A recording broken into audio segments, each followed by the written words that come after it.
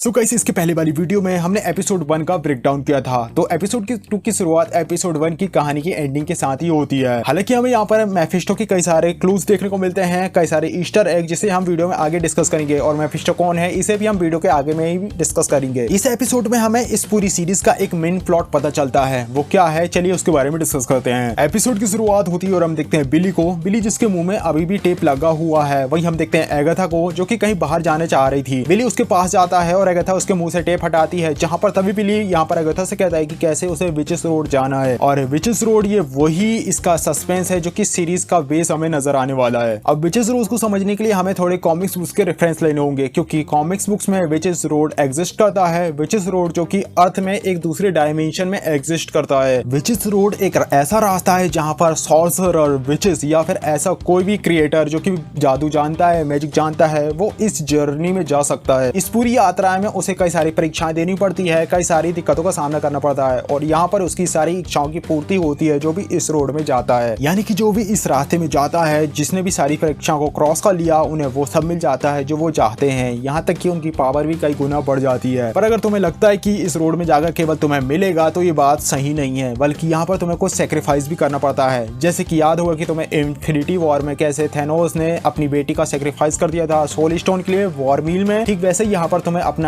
कुछ करीबी यहाँ पर देना पड़ता है, जिसके बदले में तुम्हें यहाँ पर पावर या फिर जो भी तुम्हारी इच्छाएं हैं वो पूरी करी जाती है। एगाथा इससे पहले विचेस रोड में जा चुकी है और वहां पर उसने सारी जर्नी को जीता था, सारे टास्कों को फुलफिल किया था और इसके बाद उसे एक अजीब सी पावर मिली थी कि कैसे अगर कोई भी उसके ऊपर अटैक करता है तो एगाथा जो भी अटैक कर रहा है उसकी पावर को इनहेंस कर सकती है और उसे शक कर सकती है और वो सारी पावर एगाथा को मिल जाएगी। अब यहाँ पर तुम्हें एक शब्द के बारे में समझना होगा, वो है कोवेन। कोवेन यहाँ पर एक ग्रुप होता है और अगर कोई भी विचेस या फिर विजार्ड इस रास्ते में जाना चाहता है तो उसे कोवेन की जरूरत होती है, यानी उसे ग्रुप की जरूरत होती है। एगाथा इससे पहले जो इस जर्नी में गई थी उसने पूरे कोवेन की पावर इसी तरीके से सोख ली थी, क्योंकि उसे पावर सोखने की ताकत मिली थी। जो भी उसके ऊपर एगाथा के ऊपर अटैक करता है, एगाथा उसकी पावर को शक कर लेती है। और इसी तरीके से वांडा विजन की सीरीज में हमें नजर आया था कि कैसे वांडा एगाथा के ऊपर अटैक करती है तो एगाथा जो उसकी पावर को लेते जा रही थी। हालांकि यहाँ पर कई सारे फैंस ये भी बता रहे हैं कि कैसे जो एगाथा जो लास्ट टाइम में इस विचेस रोड में गई थी तो वहां पर उसने अपने बेटे निकोलस का सेक्रीफाइस कर दिया था, क्योंकि वह उसके सबसे ज्यादा करीबी था, जिसके बदले में एगाथा को ये पावर मिली थी। वहीं जब ये विचेस रोड वाली बात हो रही होती है तो एगाथा अपने लॉकेट को ओपन करती है और उस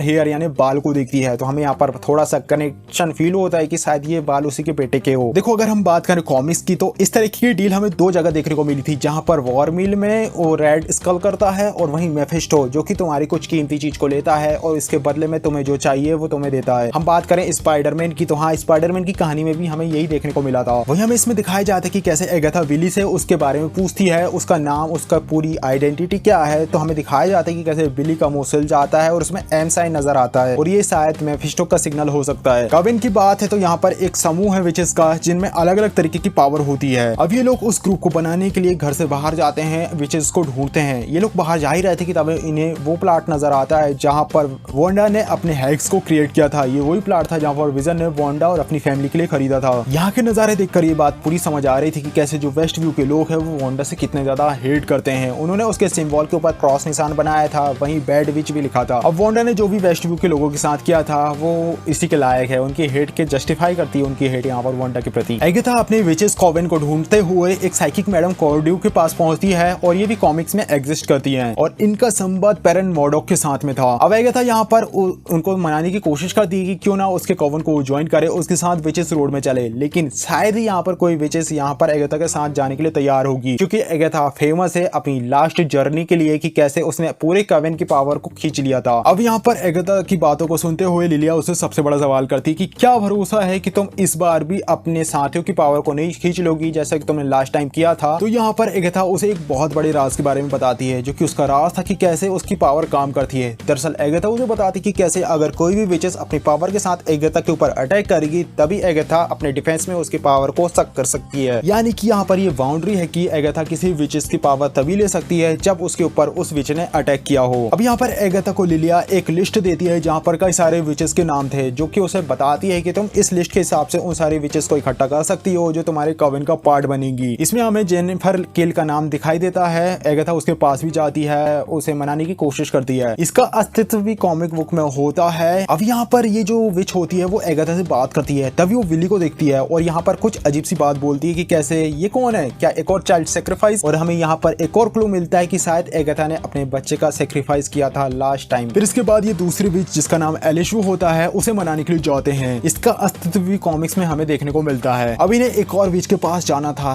अब यहाँ पर टॉमी जो कि उसके लिए आगे जा ही रहा होता है कि तभी एगाथा उसे लिस्ट को ले लेती है और उसे खा लेती है और कहती है कि कैसे हाँ सारी विचेस अब तैयार हो चुकी है, कोवेन उनका तैयार हो चुका है। इसके बाद ये लोग वापस जा रहे होते हैं। तभी यहाँ पर गाड़ी चलाते हुए विली एगाथा को अपने बारे में बताने की कोशिश करता है और तभी यहाँ पर हमें एक और बात पता चलती है कि कैसे एगाथा जिसे विली की कोई भी आवाज सुनाई नहीं दे रही है, यानी कि यहाँ पर कोई ना कोई जादू वाला या फिर सस्पेंस वाला फैक्टर है। फिर सारी की सारी विचेस पहुंच जाती हैं एगाथा के कोवेन को ज्वाइन करने के लिए, लेकिन यहाँ पर लिस्ट में जैसी एक विचेस का नाम था वो यहाँ पर मिसिंग थी। विचेस रोड में जिस तरीके के चैलेंजेस नजर आते हैं उसे पूरा करने के लिए इन्हें उस विचेस की जरूरत है और वो विचेस कोई और नहीं बल्कि ग्रीन विच होती है। ग्रीन विच जिसे हमने शुरू में देखा था जो कि एगाथा के उस इमेजिनरी वर्ल्ड में उसकी कॉलीग थी जो कि उसके साथ इस केस को इन्वेस्टिगेट कर रही थी। हालांकि एगाथा का इसके साथ 36 का आंकड़ा है तो एगाथा ने इसे नहीं बुलाया था। ये वो कैरेक्टर है जिसने एपिसोड 1 में ये कहा था कि कैसे उसका हार्ट ब्लैक है। इसे अब कई जगह पर ब्लैक हार्ट भी कहा गया है और इसने ब्लैक कलर के कपड़े भी पहने थे और इसका पूरा अपीयरेंस ब्लैक ब्लैक सा शाइन कर रहा था। और तो और लिस्ट में हमने देखा था कि उसके नाम के साथ ब्लैक हार्ट भी हमें। अब इसका संबंध कॉमिक्स में हम एक कैरेक्टर से ले सकते हैं जो कि एक ब्लैक हार्ट कॉमिक्स कैरेक्टर होता है और ये दरअसल मेफिस्टो का बेटा होता है। मेफिस्टो ने अपनी डार्कनेस से इसे क्रिएट किया था। अभी यहाँ पर मेफिस्टो को टीज कर रहे हैं या फिर इसका कुछ कंक्लूजन हमें आगे देखने को मिलेगा, ये तो हमें फ्यूचर में ही पता चलेगा। अब क्योंकि इन्हें एक और विचेस की जरूरत थी तो एगाथा अपनी पड़ोसन